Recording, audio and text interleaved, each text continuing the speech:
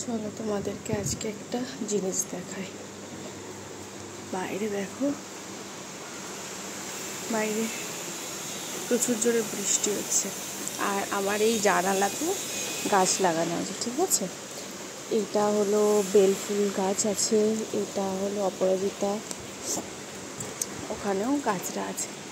এবার দেখো তোমাদেরকে যেটা দেখাতে আসছি, আজকে হঠাৎ করে স্নান করে উঠে দেখছি এখানে একটা কিছু আছে ঝোপ মতো।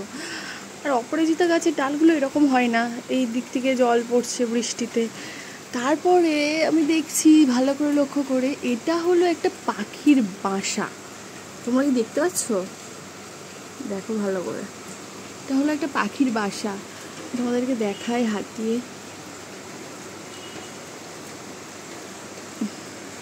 তারাও দেখতে পাচ্ছ না, আমি নষ্ট করতে চাইছি না বাসাটাকে, কারণ অনেক কষ্ট করে ওরা বানিয়েছে। হয়তো 2-3 দিন থাকবে, হয়তো কিছুদিন থাকবে, জানি না। তো বাচ্চা হলে হয়তো থেকে বাচ্চাকে নিয়ে চলে যাবে, কিছুদিনের জন্য হয়তো থাকতে এসছে আমার ঘরে।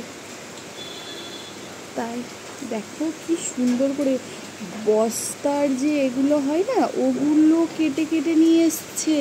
পুরো মানুষের তৈরির মতো বাসা। দেখো তোমরা, এই পিঙ্ক কালারের রিবন কোথায় পড়েছিল সেটাও নিয়ে চলে এসছে। এগুলো দেখো, এখন আমি কোনো পাখিকে দেখতে পাইনি থাকতে, হয়তো আসে।